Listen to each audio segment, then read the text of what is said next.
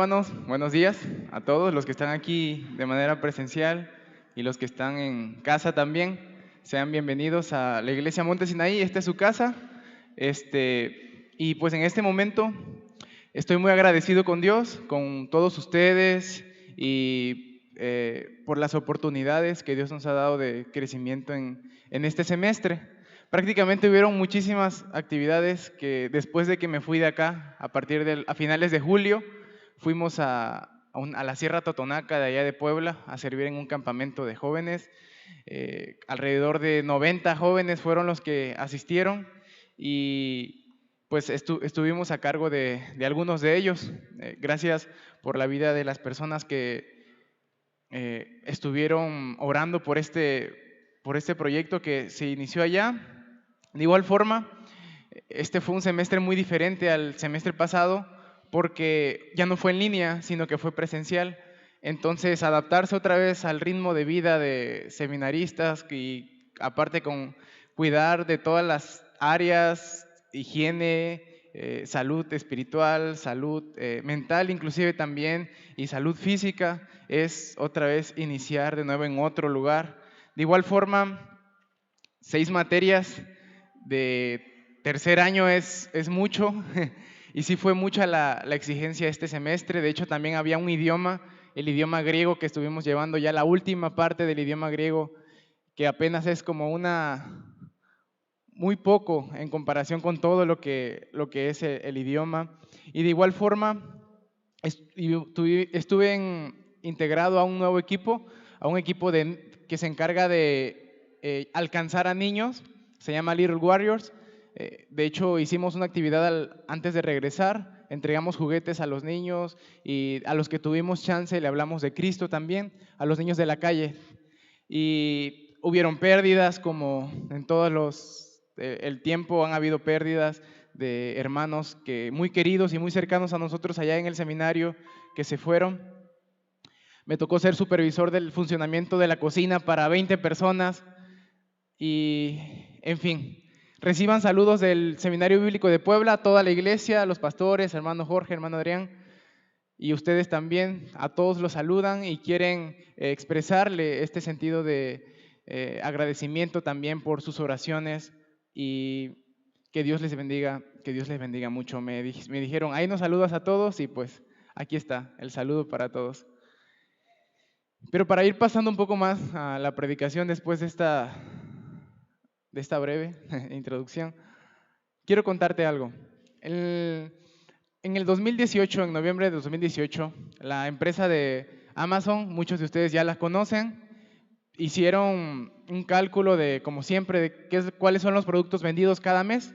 Y en noviembre de 2018 dijeron, ¿saben qué? Uno de los productos más vendidos son las pruebas de ADN.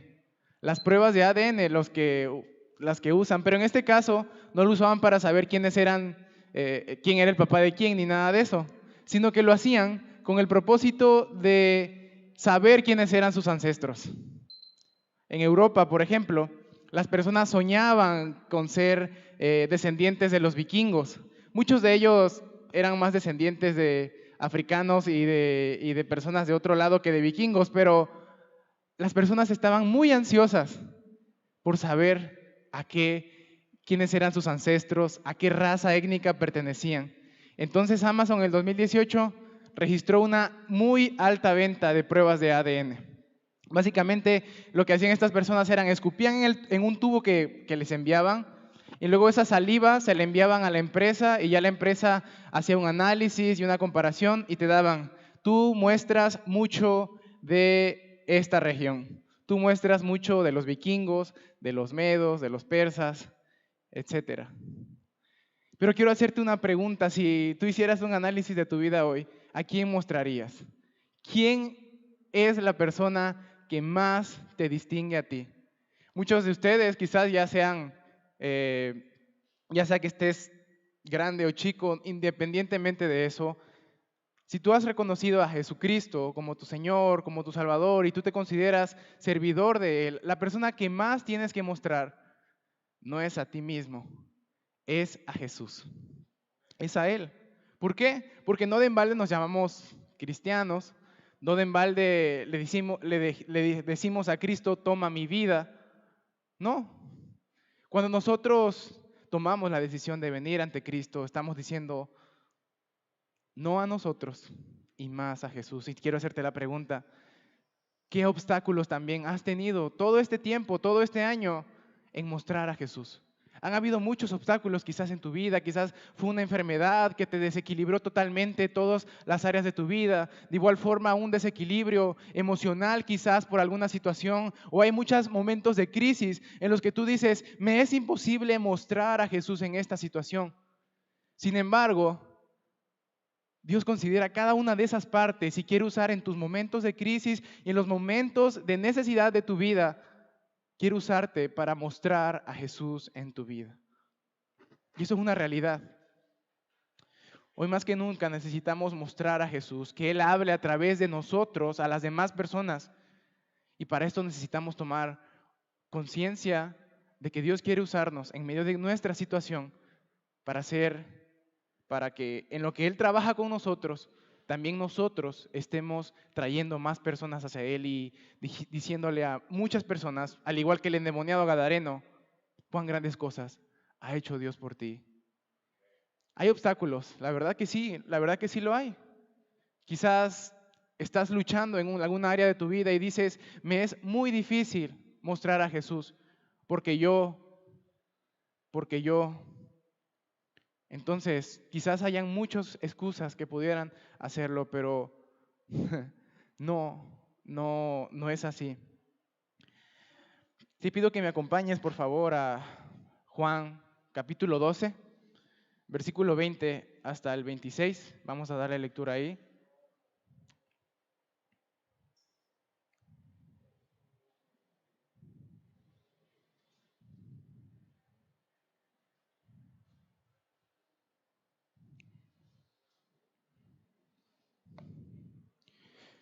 Juan capítulo 12, versículo 20.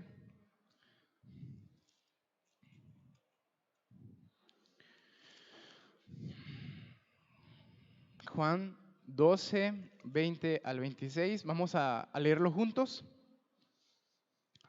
Dice así la palabra de Dios.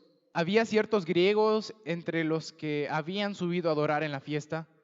Estos, pues, se acercaron a Felipe, que era de Bethsaida de Galilea, y le rogaron diciendo, Señor, quisiéramos ver a Jesús. Felipe fue y se lo dijo a Andrés. Entonces Andrés y Felipe se lo dijeron a Jesús. Jesús les respondió diciendo, ha llegado la hora para que el Hijo del Hombre sea glorificado. De cierto os digo que si el grano de trigo no cae en la tierra y muere, queda solo. Pero si muere, lleva mucho fruto. El que ama su vida la perderá, y el que aborrece su vida en este mundo, para vida eterna la guardará. Si alguno me sirve, sígame, y donde yo estuviere, allí también estará mi servidor. Si alguno me sirviere, mi Padre le honrará. Siéntate un momento. Aquí básicamente vemos algo como que un poco extraño, ¿no? Llegan unas personas a los apóstoles de Jesús y le preguntan y le dicen, anhelamos ver a Jesús.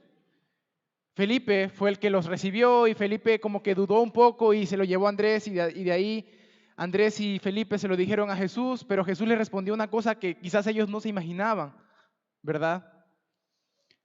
Pero vemos que la manera en que Jesús explica quién era Él, el Hijo del Hombre, y cómo sería glorificado y proclamado, y proclamó una invitación a seguirle. Al igual que un grano de trigo al morir, es necesaria, la tierra produce su fruto.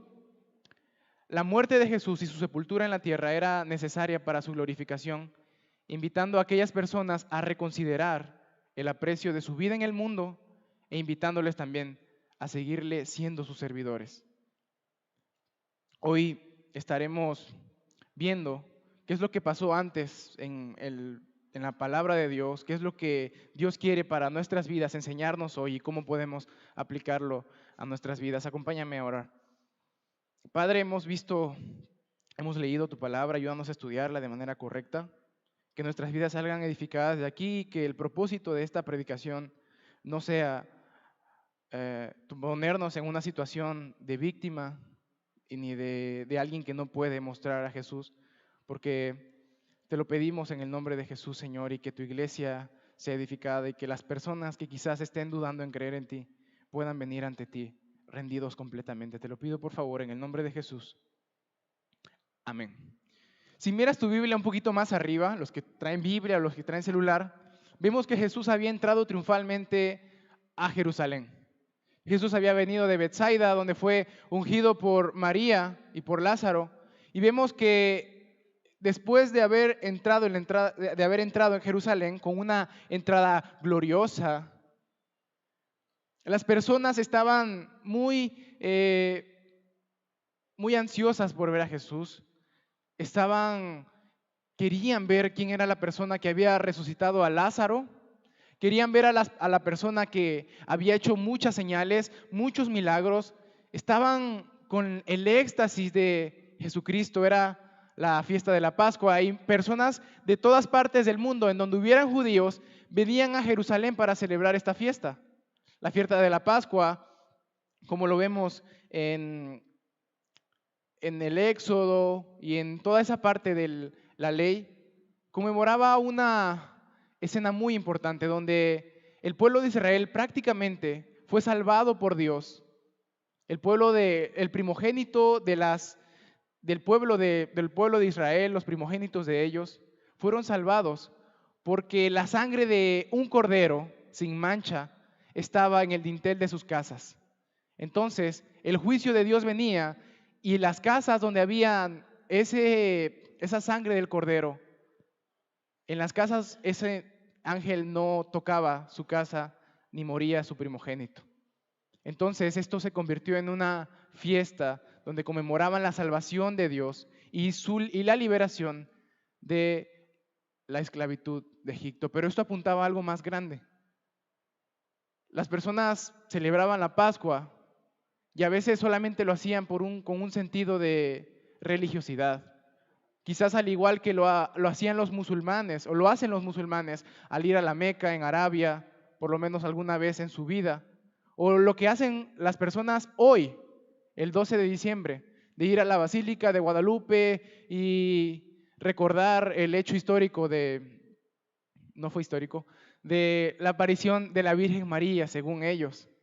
Llegan allá, hacen lo que tienen que hacer y luego se regresan, como que con ese sentido de más cercanía con Dios, más cercanía con su deidad. Sin embargo, habían personas que realmente no lo hacían por esa religiosidad. Vemos en las iglesias, a veces esto pasa igual en las iglesias, que hay personas que por costumbre vienen, celebran la adoración a Dios aquí juntos y se regresan a su casa con ese sentido de, ok, estoy más cerca de Dios el día de hoy, domingo, pero ya el día de mañana, lunes, ya no estoy tan cerca de Dios y vivo la vida como yo quiero. Pero en este tiempo habían personas que genuinamente querían buscar al Señor. Vemos el relato de la entrada triunfal en Jerusalén en la parte anterior, pero después vemos a Jesús enseñando. Vamos al versículo 20. Había ciertos griegos entre los que habían subido a adorar en la fiesta. Juan no se mete en tanto detalle, simplemente dice griegos. Estos podían ser griegos que se habían apegado al judaísmo o podían haber sido griegos que no estuvieran ni circuncidados, pero querían ir a adorar al Dios de Israel en esta fiesta. Sin embargo, lo que sí vemos es que Juan recalca, estos estaban entre muchas personas que estaban allí. Pero ¿dónde estaban estos griegos? Muy probablemente, no lo vemos aquí, pero en Marcos vemos que Jesús, después de entrar triunfalmente a Jerusalén, llega al templo y saca a los comerciantes. ¿Por qué los saca? La razón por la cual Jesús sacó a los comerciantes era porque no habían considerado una cosa, que el lugar donde estaban ellos, el atrio del templo, la parte de afuera, no era para estar negociando, no era para estar vendiendo los sacrificios para la Pascua, sino era para la adoración a Dios, para la oración a Dios de las naciones. Dice, mi casa será llamada casa de oración para todas las naciones. Entonces vienen los griegos a Jesús acá. ¿Y qué hicieron? Vamos al versículo 21. En el versículo 21 vemos que dice, estos pues se acercaron a Felipe, que era de Betsaida de Galilea, y le rogaron diciendo, Señor, quisiéramos ver a Jesús. Hay algo importante aquí, y es que Felipe tiene un nombre, el nombre de Felipe tiene su origen en griego. Básicamente creo que su nombre significa el que ama los caballos. Es un nombre un poquito raro ahí, de el que ama los caballos. Pero pues los griegos se acercaron con este Felipe. Los demás tenían nombres de origen hebreo, pero Felipe era uno de los únicos, y creo que Andrés también, era uno de los únicos que tenía un nombre griego. Entonces los griegos se fueron con un hombre de nombre griego quizás, porque había como que un cierto estigma entre los judíos de acercarse hacia los gentiles. Entonces dijo, bueno, pues este quizás sea de nuestro lado. Aparte, Juan recalca aquí que era de Betsaida de Galilea, es decir, una región muy al norte de Jerusalén, muy casi decían en esta frase los judíos, tú estás muy al norte, le decían a los de Galilea, prácticamente eres casi un gentil, prácticamente eres casi un griego. Pero bueno, vemos a los griegos a dirigirse hacia Felipe. ¿Y cómo reacciona Felipe? ¿Cómo reacciona Felipe? Vamos a ver. Felipe, en versículo 22, dice, Felipe fue y se lo dijo a Andrés. Pero detengámonos un poquito y volvamos al versículo 21. ¿Qué fue lo que le dijeron los griegos a Felipe? Acompáñame, versículo 21. Y le rogaron diciendo, Señor, quisiéramos ver a Jesús. Bueno, Jesús estaba en medio de ellos quizás, y ellos quizás podían ver a Jesús visualmente. Sin embargo, la palabra que Juan usa aquí, aparte, Juan es muy sencillo en su manera de hablar, pero muy profundo. De esas personas que quizás te dicen una frase, pero es tan profunda que tú te quedas así pensando. Aquí está Juan diciendo, los griegos decían lo siguiente, Señor. ¿Por qué le dijeron Señor a Felipe? ¿Acaso es el Señor? Era cultural de que las personas se dirigieran con respeto hacia otras personas, más que nada los griegos, y le dijeron Señor en un sentido de respeto, no que reconocieran su señorío, sino como nosotros vamos con el de la tienda o vamos acá con el señor mecánico, y digamos Señor, buenos días, ¿no? Básicamente eso fue lo que hicieron en un sentido de honor y le dieron su lugar a Felipe, su lugar como discípulo de Jesús, su lugar como apóstol de Jesús, y le rogaron, dice, le rogaron. No fue de que simplemente queremos hacerlo porque nos da curiosidad, sino lo hicieron con una actitud de ruego. ¿Y qué es lo que le dijeron? Quisiéramos también, anhelamos, estamos muy deseosos de que ver a Jesús. La palabra aquí ver tiene un sentido un poco más profundo de lo que nos presenta esta traducción. Y el sentido de esta palabra es, queremos conocer más profundamente a Jesús. Queremos conocerlo más cercanamente a Jesús. Queremos saber quién es Él, conocerlo de mejor forma. Los griegos habían estado influenciados por muchas ideologías, por muchas cosas, por mucha mitología de igual forma y filosofías muy fuertes en occidentales. Y de hecho una de las frases que dijo uno de sus filósofos básicamente era, yo solo sé que no sé nada, quiero conocer más, quiero saber, quiero conocer, amo conocer más. Sin embargo, aquí vemos a los griegos con lo que parece ser una actitud sincera y se dirigen a un discípulo, a Felipe. Vamos al versículo 22. Felipe fue y se lo dijo a Andrés. ¿Por qué Felipe no les pudo decir, ven, acompáñame, vamos a ver a Jesús? Acompáñenme, vamos a ver a Jesús. Quizás Andrés era su cuate, quizás Andrés era su amigo. Y Felipe dijo, me voy a apoyar de Andrés.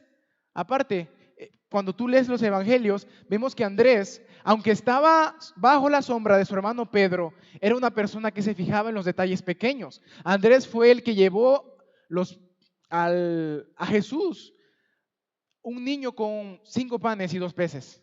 Andrés fue la persona que llevó y que les dijo a Pedro en el capítulo 1 de Juan, hemos visto al Mesías.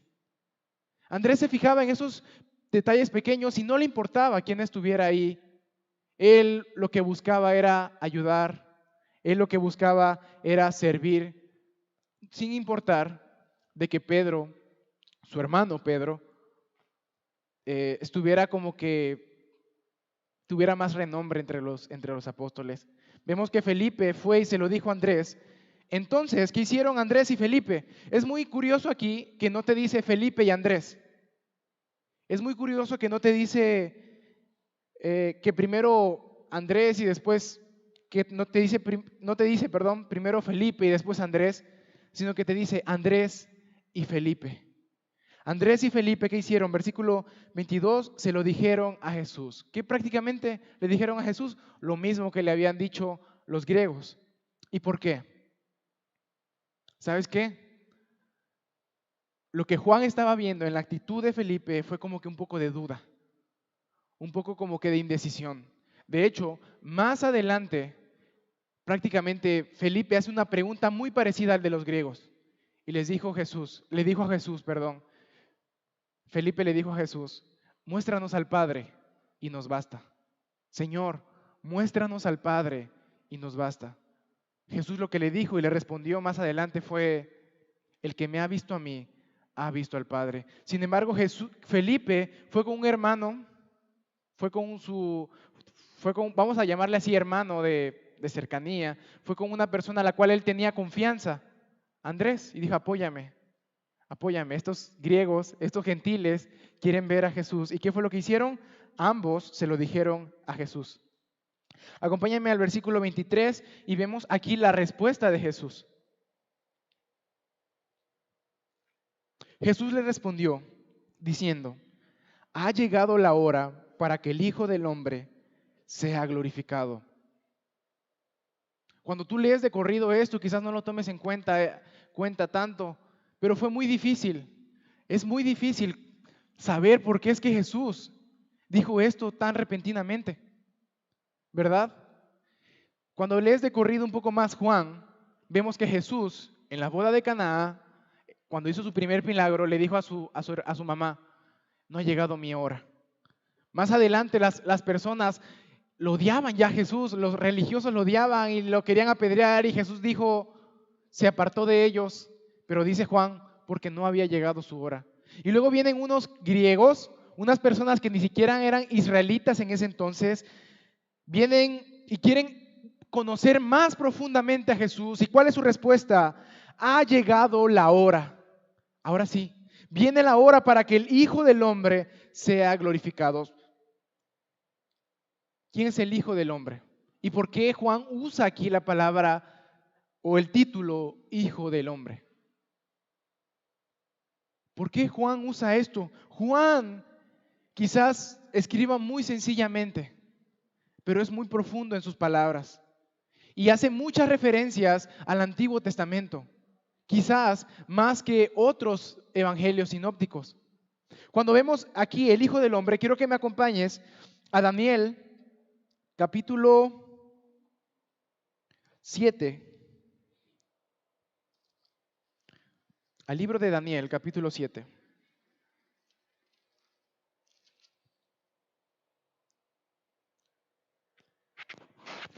En el versículo 13.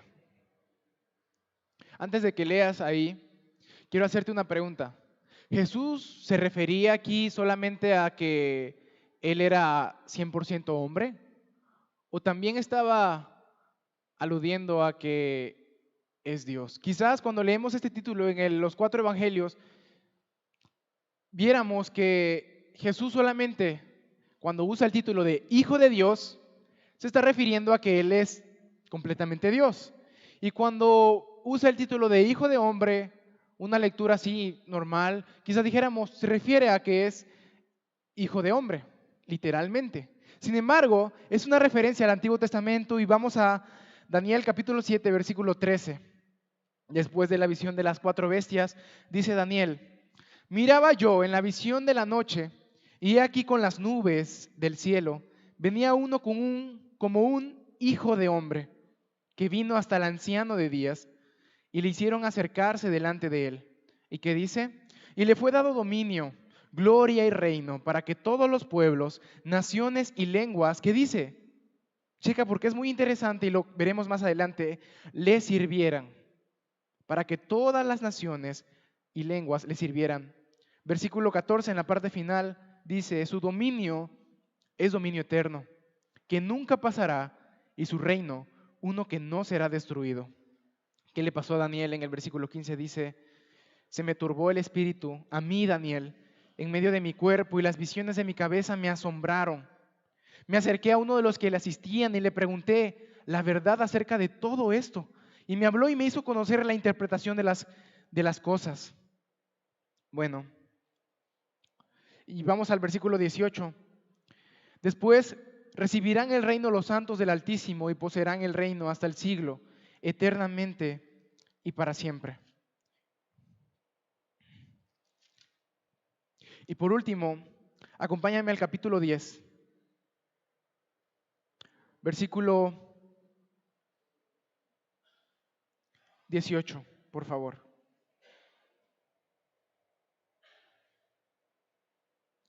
Y aquel que tenía semejanza de hombre me tocó otra vez y me fortaleció y me dijo, muy amado, no temas, la paz sea contigo, esfuérzate y aliéntate. Y mientras él hablaba, recobré las fuerzas y dije, hable mi Señor, porque me has fortalecido. Y me dijo, ¿sabes por qué he venido a ti? Porque ahora tengo que volver para pelear contra el príncipe de Persia. Al terminar con él, el príncipe de Grecia vendrá, pero yo declararé lo que está escrito en el libro de verdad, y ninguno me ayuda contra ellos, sino Daniel, Miguel, vuestro príncipe. Y yo mismo en el año primero de Darío, el Medo, estuve para animarlo y fortalecerlo. La última parte solamente fue para ponernos un poco más en contexto de lo que estaba pasando Daniel, pero básicamente cuando Juan habla y dice que Jesús dijo, la hora del Hijo del Hombre había llegado. ¿Para qué? Para que sea glorificado. Cuando vemos el Antiguo Testamento no vemos a un hijo de hombre como hombre completamente, sino vemos a este título de hijo de hombre, a uno con semejanza de hombre, muy glorioso. Su semejanza no tenía semejanza con alguna otra cosa, sino que vemos que se acercó al anciano de días y que este anciano de días lo exaltó, lo glorificó y le dio dominio sobre todas las cosas. Y Jesús dice en ese momento, saben que ya ha llegado la hora para que el Hijo del Hombre sea glorificado. ¿Cómo sería glorificado el Hijo del Hombre? Lo veremos más abajito. Versículo 24. De cierto os digo que si el grano de trigo no cae en la tierra y muere, queda solo. Pero si muere, lleva mucho fruto. Jesús, me hablas de que la hora del Hijo del Hombre ha llegado para que sea glorificado, y después, ¿por qué me dices, me das una imagen? ¿Por qué me das una ilustración de la agricultura? ¿Por qué? Jesús quería ilustrar lo que pasaría. ¿Saben qué? Voy a ser glorificado, pero en el proceso para llegar a ser glorificado, es que primero muera. Jesucristo tenía que morir. Jesucristo tenía que morir. Él mismo dijo, en verdad yo les digo que si el grano de trigo no cae en la tierra y muere, queda solo, permanece solo, se queda ahí solamente. A ver, pon un grano de trigo o un grano de cualquier otra cosa, un grano de cacao y déjalo nada más ahí en un traste. No va a hacer nada. De igual forma Jesús podría estar el tiempo en la tierra que quisiera y seguiría, pero era necesario morir. Era necesario que aquel cordero de la Pascua fuera y muriera y fuera sacrificado por los pecados de todo el pueblo.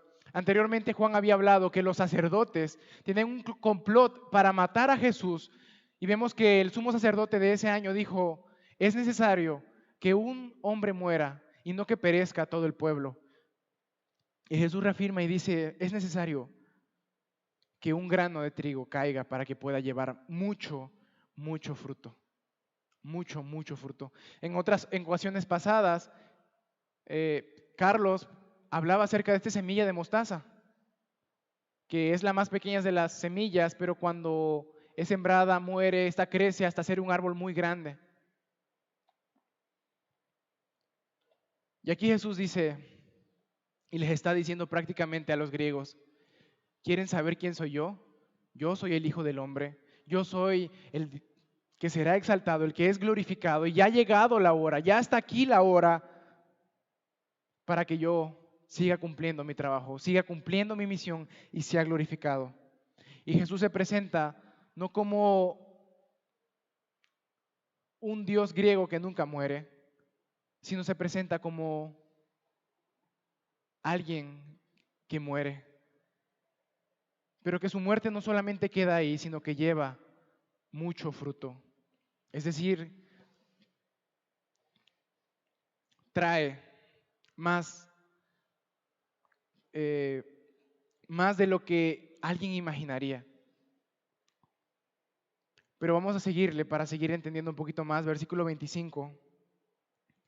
El que ama su vida, la perderá. Y el que aborrece su vida en este mundo, para vida eterna, la guardará. Vemos que Jesús dice, habla acerca de que el Hijo del Hombre es tiempo de que sea glorificado.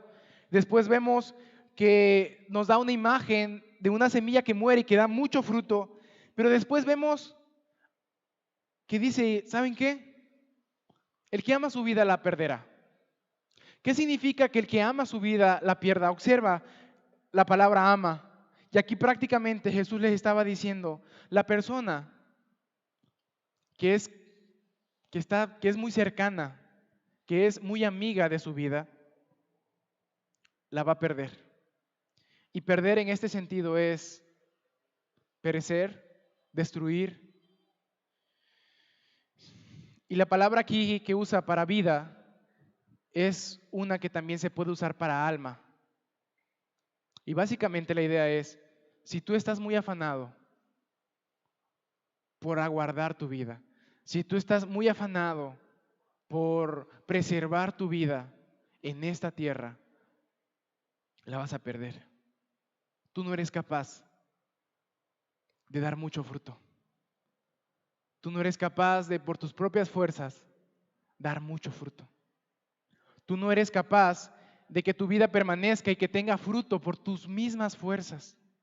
Si tú te afanas por hacer eso, si tú te afanas por que tu vida permanezca en esta tierra, si tú te afanas por estas cosas, vas a perderlo, vas a perderla. Y hay muchas cosas que podemos ver aquí en la actualidad, como personas, por seguir teniendo cierta posición, luchan, se aferran, sobajan a las personas y pasan sobre cualquier cosa para seguir teniendo esa posición. Se aferran a tener una vida en el mundo.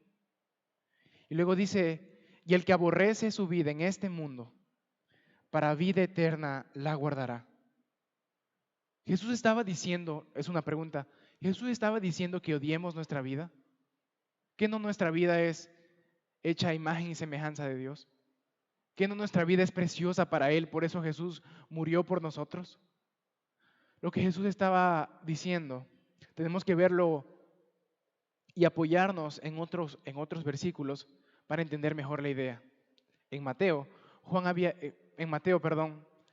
Jesús había dicho, el que ama casa, padre, hermanos, hermanas, posesiones, más que a mí, no es digno de mí.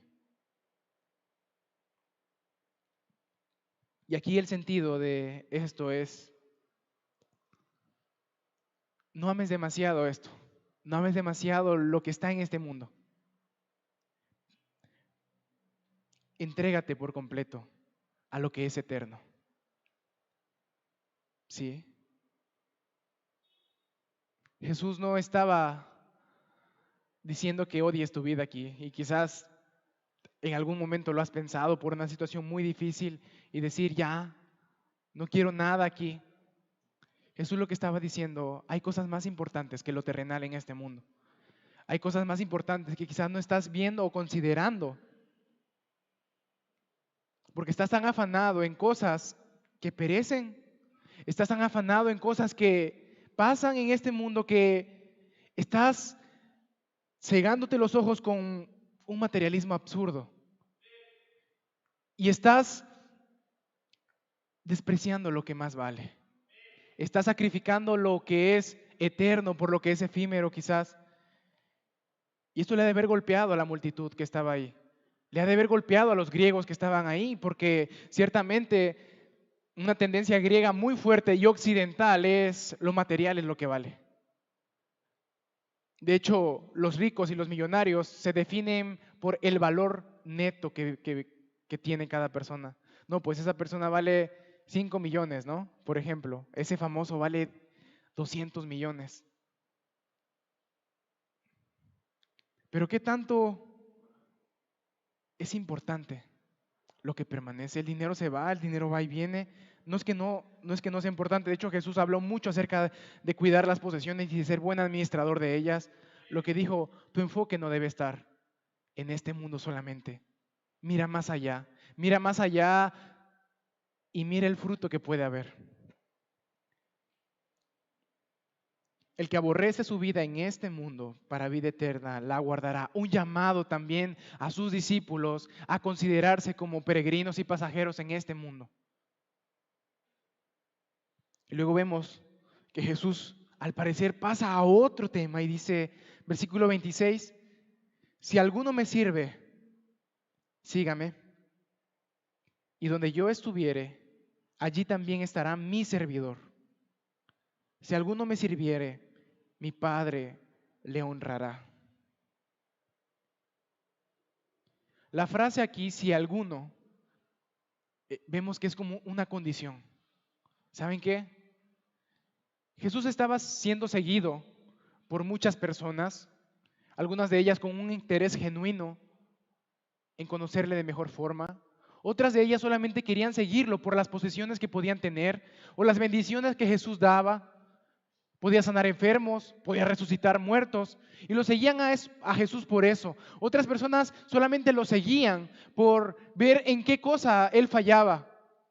Pero Jesús dice, si alguno me sirviere, o me sirve, perdón, si alguno me sirve, si alguno me está sirviendo, sígame.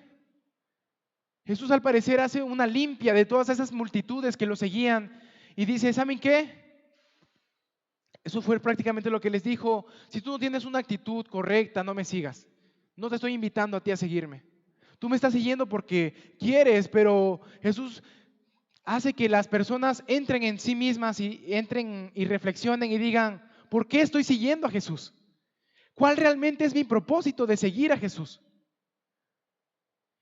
Y luego Jesús dice la condición, si alguno tiene esta actitud, si alguno tiene este deseo, si alguno tiene esta acción, dice, si alguno me sirve, sígame.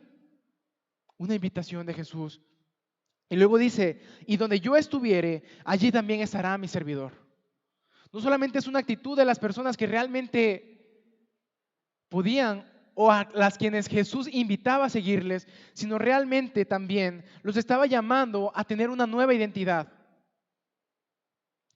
Y allí también estará mi servidor. Prácticamente Jesús los hacía reflexionar y les hacía ver que todo ese tiempo quizás nada más estaban sirviendo para ellos mismos. Que todo ese tiempo solamente habían invertido en cosas que terrenalmente perecen. Por eso es que les dijo, el que ama su vida en este mundo la va a perder. Pero ahora yo te ofrezco una nueva identidad. Y les dice, y donde yo estuviere, allí también estará mi servidor. Todo ese tiempo las personas lo seguían con fines o intereses personales. Todo ese tiempo habían las personas y las multitudes seguido a Jesús para servirse a ellos mismos, para seguir generando cosas en esta tierra, para seguir teniendo una mejor salud quizás, o para seguir teniendo los beneficios de Jesús. Pero Jesús dice, esto que vengo a hacer no se trata No se trata de ustedes, no se trata de cuánto tú generas en esta tierra, no se trata de cuánto tú puedes llegar a obtener en este mundo, no se trata de servirte a ti mismo, no se trata de servir a tus posesiones, a las cosas materiales, se trata de servirme a mí. Si tú tienes esta actitud, sígueme. Si tú aborreces tu vida, si tú amas menos tu vida que a mí, sígueme. Si tú has considerado las cosas que hay en este mundo, todas las cosas y los recursos fueron creados por Dios, sí, pero el pecado afectó esa parte en el ser humano y ahora el ser humano quiere obtener más, quiere tener seguridad en las posesiones materiales, quiere tener seguridad en las posiciones que él tiene en este mundo. Pero Jesús ofrece la seguridad de que donde Él está, allí también estará su servidor. Y Jesús se dirigía a la cruz, es verdad, pero también se dirigía a la gloria y a consumar su proyecto de redención. Vemos que después Jesús dice, el Hijo del Hombre será levantado, yo seré exaltado en la cruz y cumpliré mi misión y voy a traer a todos hacia mí mismo. Todas esas naciones que estaban a su alrededor, todos esos pueblos que necesitaban conocer a Jesús, lo conocerían y lo conocerían como un Señor exaltado. Toda esa obra que posteriormente se ha venido haciendo por la obra de Jesucristo. Jesús se complace en donde Él está obrando, allí también tenga siervos, tenga servidores, tengan personas que están sirviendo. La palabra que Juan usa aquí para servidores es la palabra que usa Pablo también para diáconos. Cualquiera que ministre a mí. Y recordemos lo que leímos en Daniel, en capítulo 7. Vemos que habían servidores del Altísimo. No solamente les está diciendo Jesucristo que aquí van a servir a Jesús, sino también les está anunciando algo más grande que solamente eso. Porque les dijo, es hora de que el Hijo del Hombre sea glorificado, sirviéndole a Jesús en la eternidad, en la vida eterna, en el cielo, en el lugar celestial. Jesús les recordó a estas personas, les hizo reflexionar y les dijo, quizás la actitud de ustedes no ha sido la correcta. Quizás ustedes están mostrando mucho de sí mismos y poco de mí. Quizás ustedes están tan interesados en servirse a ustedes mismos y están ignorando que aquel que quiera ser mi seguidor tiene que ser mi servidor. Ahora yo ya no estoy por debajo de ellos o ignorado o dando la espalda, sino que yo estoy por encima de ustedes. Yo vine aquí con un propósito, con una misión. Cualquiera que tenga la actitud de un servidor, cualquiera que diga no a su vida y sí a mí, sígame. Es una invitación de Jesús. La palabra que dice aquí, sígame, es tan imperativo, diciéndole, sígame, ven, acompáñame, camina conmigo. No sé cuál sea tu actitud ahora. Y quizás los problemas que estás teniendo te impidan mostrar a Jesús hoy. Y quizás si has tenido problemas para mostrar a Jesús toda esta temporada, todo este año, todo este semestre, tengas problemas también mostrar a Jesús en esta época de Navidad. Sí, siempre vas a tener problemas, pero Jesús dice, esta actitud es la que deberías de tener. Menos de ti, más de mí, más para mí. La actitud de un servidor no se ve solamente aquí arriba. La actitud de un servidor no se ve solamente en estas 4 paredes. La actitud de un servidor se ve en tu casa. Se ve cuánto, desde que tú te levantas y tú te tomas el tiempo para decirle a tu Señor, gracias porque me das una nueva oportunidad para servirte. Gracias porque me das una nueva oportunidad para mostrarte a mi familia, para mostrarte a mis hijos, para mostrarte a mi esposa, para mostrarte a mis compañeros de trabajo, para mostrarte a las personas del tráfico, a mi vecino. La actitud de servidor es una actitud que refleja a Jesús. La actitud de servidor es un llamado a una nueva identidad. El llamado para mostrar a Jesús es que si alguno me sirviere, vamos al versículo final, a la parte final del versículo 26, y dice, si alguno me sirviere, mi Padre le honrará.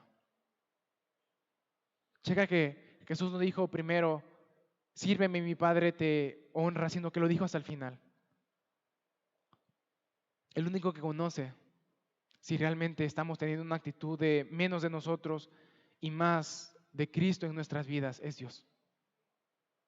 Y lo ha dicho muchas veces el hermano Adrián, y lo dice y lo repite, esta verdad de que Dios honra a los que le honran. Jesús les dijo, Dios no te va a honrar por cuánto tú tienes en esta tierra. Dios no te va a honrar por cuántos regalos tú das en Navidad o qué tan bueno te sale el guisado. Dios te va a honrar por tu actitud. Dios te va a honrar por las maneras en las que tú has buscado servir a Jesús. Y si alguno me sirviere, mi Padre le honrará. Cuando Daniel y cuando Juan igualmente vieron esas visiones de servidores del Señor que están continuamente sirviéndole en su presencia, están haciendo cosas que exaltan a su nombre, están cumpliendo su papel, su misión de personas hechas a la imagen y semejanza de Dios, pero ahora sin pecado, pero ahora en comunión completa con Dios. Daniel no solamente estaba contemplando, mirando a personas ficticias, estaba viendo a personas reales. Y las escribe y les dice, estaban muchos servidores sirviendo al Señor, estaban muchos, una multitud de personas que alababan y bendecían todo el tiempo el nombre del Señor. Y Daniel las escribe aquí, pero es una imagen y una visión de lo que está realmente preparado para el futuro. Daniel no vio personas ficticias, vio personas reales, personas que Dios tiene, que Dios ha tenido y que Dios tendrá en su presencia sirviéndoles. ¿Qué honra Dios te puede dar? Si nosotros consideramos esta actitud de servidores para mostrar a Jesús, nos consideraríamos personas que siempre necesitan la gracia de Dios para seguir. Personas que siempre necesitan el ejemplo de Jesús para saber y preguntarse, ¿qué es lo que Jesús quiere para mi vida hoy? ¿Cómo puedo yo mostrar a Jesús el día de hoy? Tener una actitud de servidor es decirle a Dios, Dios, tú sabes cuán necesitado estoy de tu gracia porque tú sabes cuánto la riego. Tú sabes que yo solo no puedo salir de mis crisis. No puedo salir de esta situación difícil, no tengo el control de nada, tú tienes el control de todo, porque tú eres mi Señor y yo a ti te sirvo. Tener una actitud de servidor para mostrar a Jesús es venir, humillarte delante de Dios y decirle, no tengo nada más. Te entrego mi vida por completo y cualquier cosa que yo pudiera hacer, cualquier cosa que yo pudiera lograr en este mundo, permíteme, por favor, que yo te muestre a ti en todo lo que hago. Déjame decirte que hay personas que han entendido que lo que ellos tienen no es básicamente porque ellos son muy buenas personas. Hay personas muy ricas en posesiones materiales que trabajan y administran bien sus recursos para seguir apoyando la obra del Señor. ¿En qué sentido? Quizás ellos no abiertamente publiquen el Evangelio porque quizás en algunas regiones no se pueda hacer, pero ellos proveen de trabajos a otras personas para acercarse hacia Él y mostrarles a Jesús. Personas que día tras día,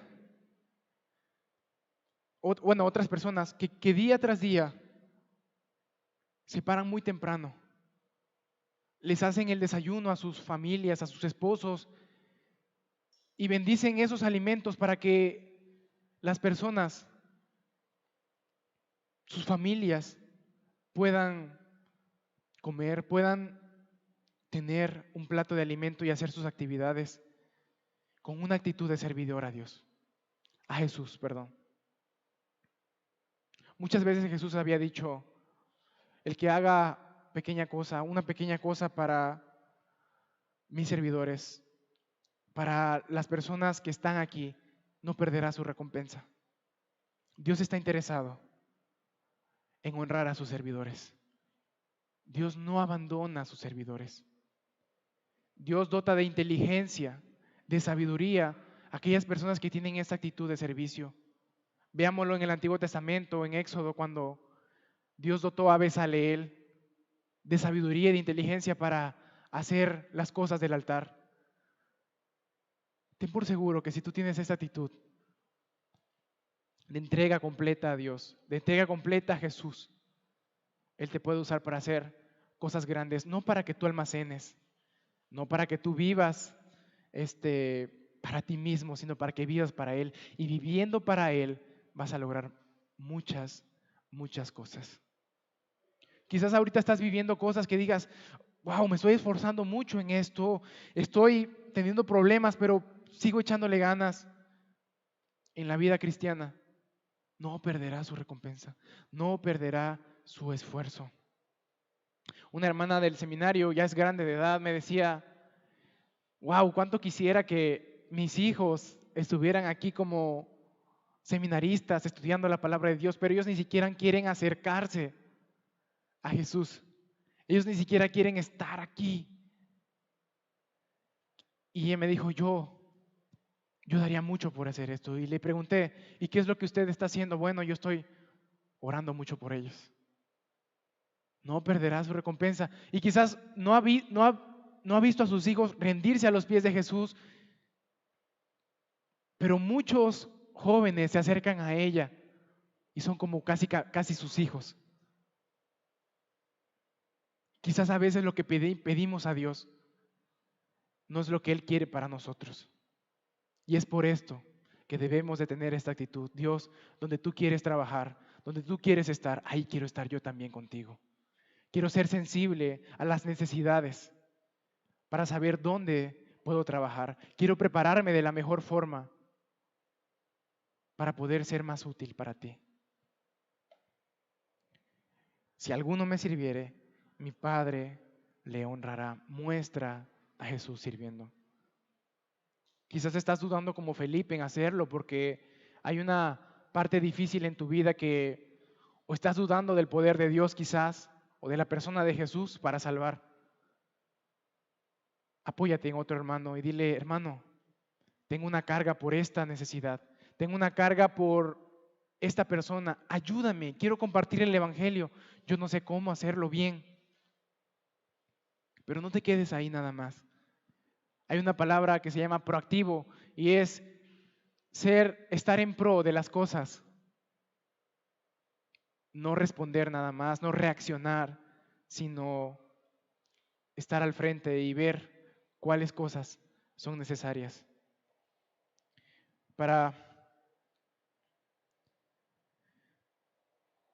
Y para terminar, es necesario que para mostrar a Jesús, muramos a nosotros mismos y nos entreguemos completamente a Dios, completamente a Jesús. Dios no solamente quiere una parte de ti, Dios quiere tu mente, Dios quiere tu corazón, Dios quiere tus fuerzas.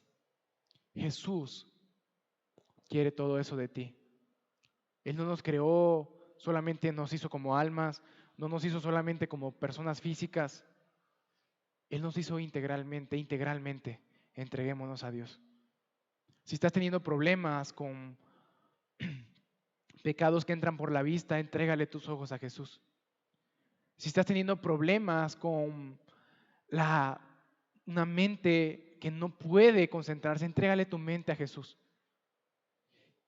Si estás teniendo problemas con alguna parte de tu cuerpo, entrégasela a Jesús y dile, tú sabes por qué haces esto, tú sabes qué es lo que estoy viviendo, me entrego a ti completamente, aquí estoy, dependo de ti, quiero servirte. Quiero preguntarte, ¿cómo terminarás esta temporada?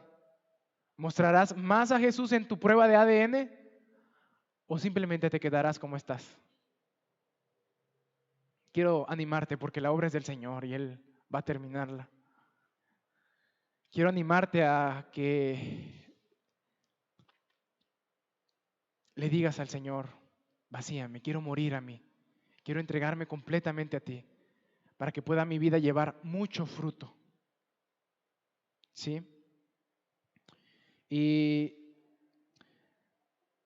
es muy diferente estar aquí porque en la iglesia donde yo estaba no había culto presencial todavía, teníamos que grabar y estar aquí de nuevo me hace recordar cuán necesitado está el que predica también de Dios. Y una hermana me decía allá en el seminario, mi pastor predica muy bien, el pastor donde yo vivía, igual ya es grande de edad la hermana, mi pastor predica muy, muy bien. Pero una vez una misionera llegó y el pastor le preguntó, ¿qué tal estuvo la prédica? Y la misionera le dijo, pues para ser pecador estuvo muy bien. Para un pecador como tú, Dios te usó. Está bien, hermanos. Hay problemas que estamos luchando con el pecado, pero aún así Dios nos usa en medio de esa batalla para mostrar más a Jesús. No te desanimes, sino al contrario. Busca ayuda, primeramente en Dios y también en algún hermano. Y decir, ayúdame a pelear, así, al igual que Felipe y Andrés. Necesito mostrar más a Jesús. ¿Sí? Y esto llegará el momento en el cual tú serás el hermano que va a ayudar a otro hermano para mostrar más a Jesús. Sigamos echándole ganas, sigamos animándonos y que en esta Navidad las prisas no roben tu paciencia, la fila no robe tu gozo en el Señor, las compras no ganen tu corazón ni los regalos tampoco, sino que en todas las cosas que tú hagas, sea que festejes, sea que regales, sea que respires o hagas cualquier cosa, hazlo para el Señor.